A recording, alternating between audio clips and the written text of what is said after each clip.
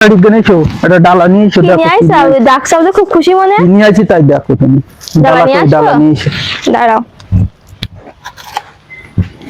দেখো না ওই এইখানে দেখো কি আনিস প্যাকেটে দেখো তা কি নিয়ে আছি ঢালো দাঁড়াও মাছ হ্যাঁ কি মাছে এটা ঢালো